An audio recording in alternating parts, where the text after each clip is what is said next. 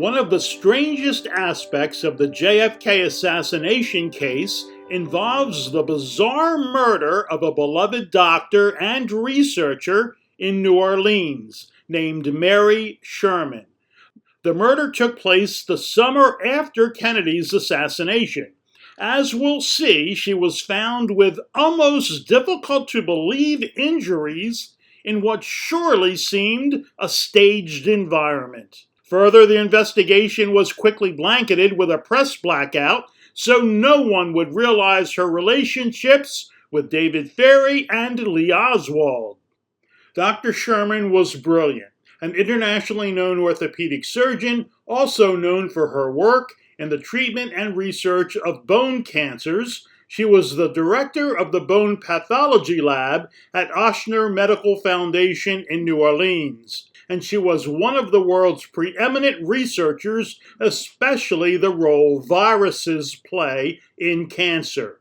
In the early 1950s, Sherman was recruited to the Tulane Medical School in New Orleans by Dr. Alton Ochsner. Sherman would be a partner in the clinic, the head of her own cancer laboratory, and an associate professor at Tulane Medical.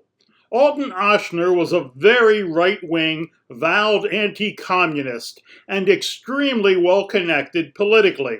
His political contacts, especially in intelligence, made sure he was continually receiving very large research grants. In 1961, Ochsner founded INCA, I-N-C-A, the Information Council of the Americas, dedicated to preventing communism in Latin America.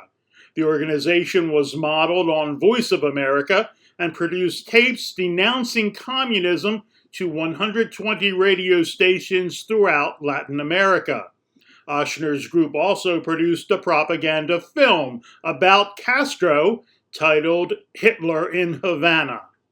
Financing for INCA came from wealthy businessmen and reportedly money routed from intelligence agencies. Dr. Sherman was able to demonstrate that viruses could cause cancer, and then helped discover and write the book on treating cancer in humans with radiation.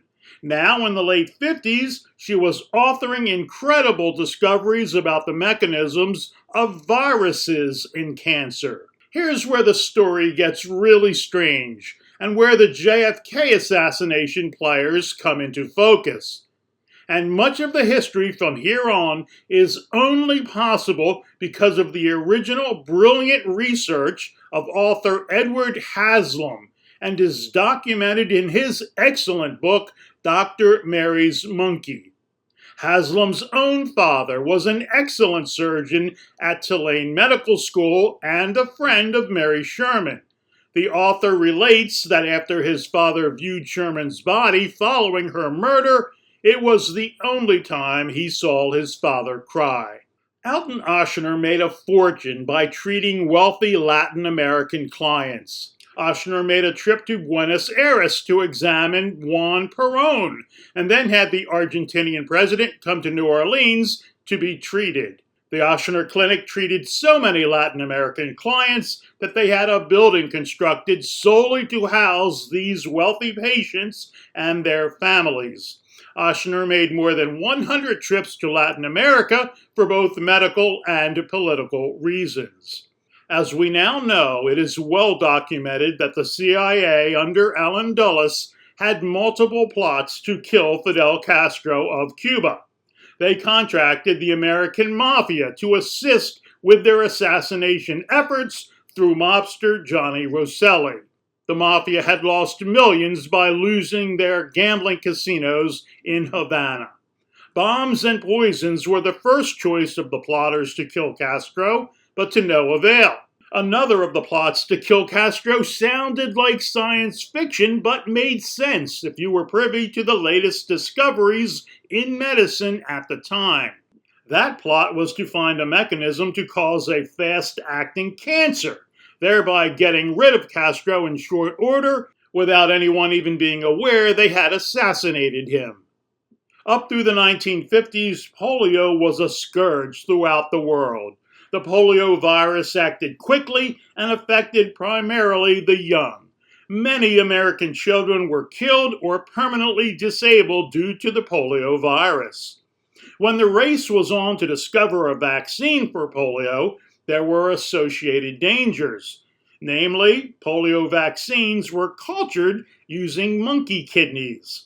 Unfortunately, the culture process included adding additional simian viruses from the monkey kidneys that no one knew were safe. There was and still is very great concern that a whole generation of children were inoculated in the late 50s and early 60s with strains of simian virus that could now be causing a whole host of human cancers, especially soft tissue cancers. To conduct research with these viruses, a particle accelerator was needed. There were only about 9 of these machines in the entire world in 1962, and almost no one knew that one had been installed near the Ochsner Clinic in the public health hospital under very tight security and secrecy and paid for by the CIA. Unlike all other existing accelerators, this one was not set up to treat patients in any way. Its purpose was solely to conduct research on virus mutations that cause cancer. Also, this machine was not financed like all other accelerators that had been constructed. It was paid for in 2 checks, days apart, totaling $10 million, and funneled through CIA banking resources. Dr. Ochsner was the principal in the endeavor, and Mary Sherman the lead researcher. Under their CIA contract, their goal was to find a virus that could cause cancer and would be as quick as it would be deadly. In order to conduct research, a large number of mice would have to be kept for experimentation. And the caretaker for these mice was none other than David Ferrie. Yes, the same David Ferrie that flew Carlos Marcello back to the U.S. from Guatemala 2 months after he was deported, and was with Marcello in a courtroom at the exact time of Kennedy's assassination. The same David Ferrie who flew guns and other materials into Cuba and other spots in Latin America under contract to the CIA. The same David Ferrie who the House Select Committee on Assassinations would confirm was with Lee Oswald and Clay Shaw during their trip to Jackson and Clinton, Louisiana during the summer of 1963. The same David Ferrie who would then make his famous trip to Houston the weekend of the assassination, driving for hours through a severe storm to supposedly go ice skating. His real purpose is reported to have been as a getaway pilot for the assassins in the Kennedy murder, but the call he waited for at the ice rink never came. This was also the same David Ferrie that was seen multiple times all over New Orleans in the company of Lee Oswald and Clay Shaw. Shaw, of course, was the man charged in the assassination by Jim Garrison a few years later. Ferrie's library card was found on Oswald after he was arrested, then promptly that was covered up. When Jim Garrison's investigation became public a few years later, Ferrie immediately stated that he would be a dead man, and Garrison took him into protective custody. Ferrie foolishly left his protection the next day, and then was found dead the morning after that in his apartment. Cages full of mice were found in Ferrie's apartment. While many have known about Ferrie's supposed research with mice, it was Ed Haslam who discovered that Ferrie was actually working with Dr. Mary Sherman in her quest to mutate viruses to cause cancer. Haslam discovered that Ferrie kept a second, larger apartment just a few blocks away. It is estimated he cared for up to 400 mice at a time used in the research. That apartment went unrented for years due to the smell that remained. Because Ferrie had CIA credentials, having flown flights for them, and had just lost his job at Eastern Airlines, he was cleared to assist Mary Sherman as the mouse caretaker, and every indication is they became good friends. Confirming the story is Judith Ferrie Baker, who claims she was Oswald's girlfriend in New Orleans in the summer of 1963. Baker was a brilliant student and researcher, promised early entry into Tulane Medical School by Alton Ochsner himself, and assigned to work with Mary Sherman and David Ferrie. According to Baker, Lee Oswald accompanied her to meet Ochsner the first time, and Ochsner had a private meeting with him before Baker was included. And if Oswald did indeed have that meeting with Ochsner before Judith Ferrie entered, it means Oswald already had a relationship with Ochsner. Haslam's research has indicated that Oswald was assisting Ferrie and running supplies for Ochsner's medical efforts all over New Orleans. Baker confirmed that at the secret accelerator, they were irradiating cancer-causing viruses to produce mutations that were more and more deadly. And Baker relates that they were successful in producing a virus that would indeed cause a fast-acting and deadly cancer. After testing their bioweapon on dozens of monkeys, they did a human test. She states that she is remorseful that it was tested on a human patient. That patient was a prisoner brought from Angola State Penitentiary to the Jackson State Mental Hospital in Jackson, Louisiana. Baker administered the inoculations, and the weapon was successful. The man died 28 days later. Dr. Sherman was found murdered in her apartment on July 21, 1964, after a report of a fire at 4 a.m. from a shady character named Juan Valdez, who lived in the same complex. The fire did not seem overly destructive, and the smoke cleared, but she was found dead. Then it was found that she had been stabbed in the heart and several other places. But more incredibly, her whole right side was basically missing. Her right shoulder and arm were not there. Not burned badly, but actually missing. Responders could see Dr. Sherman's organs. No sign of break-in was evident to the apartment. Nothing was missing or stolen, and Dr. Sherman had not been sexually assaulted. Several forensic pathologists would later deduce that the small fire, not even hot enough to burn the pile of clothes placed on top of her, could never have caused the devastating injuries, especially the total loss of Dr. Sherman's right arm and torso. Here is the scene. You can see that most of the room is not burned.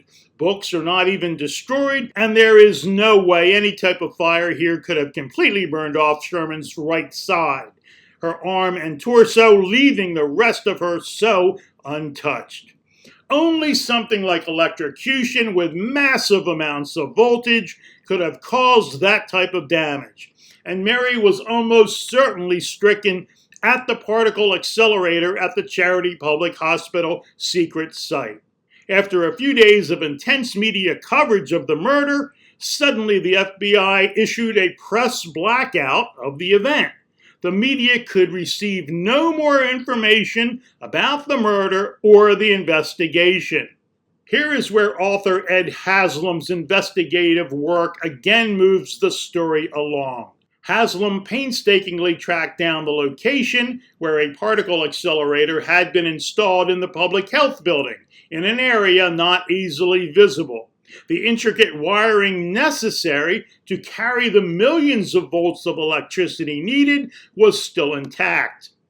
There is every reason to believe Dr. Sherman was still alive, although undoubtedly unconscious after the electrocution. With such horrific injuries, Dr. Ochsner and others would have been faced with an incredible dilemma. They could not call for emergency services, as the facility was secret, even to almost everyone in the Ochsner Clinic community. Faced with such severe injuries, Dr. Sherman probably would not survive. Haslam deduces that they made the decision to end her life there, which they did with a stab wound to the heart. The coagulated blood found by the medical examiner during the autopsy confirms that the heart was still beating when punctured. Additional stab wounds were then made to the torso and upper leg later to make it look like a vicious murder. The body was quietly brought back to Sherman's apartment about 3 a.m. and a fire was started to try and conceal evidence. Her naked body was found with clothes folded neatly on top of her, many of which had not even burned through. They had Sherman's own keys, so they had easy access to her apartment and burglar alarm.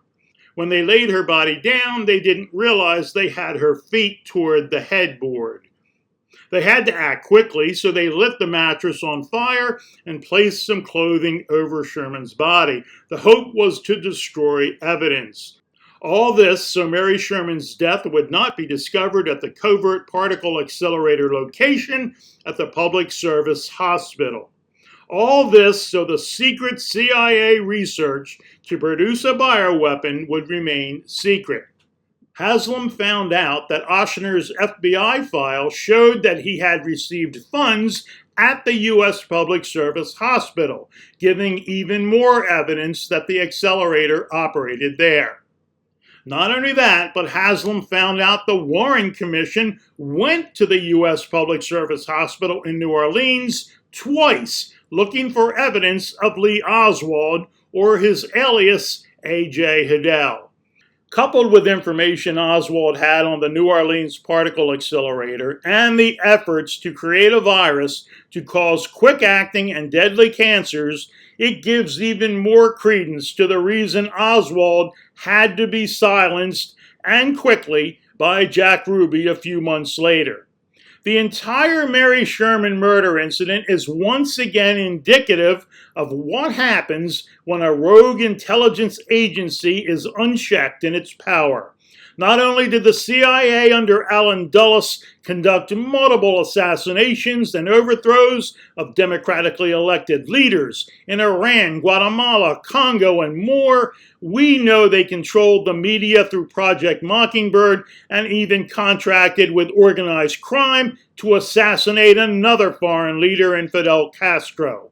Is it really surprising that they staged a murder crime scene for Dr. Mary Sherman rather than interfere or risk exposure of their covert deeds? It also makes us wonder how many other witnesses or unfortunate people were terminated by the agency in cover-up of their coup d'etat and assassination of President John Kennedy.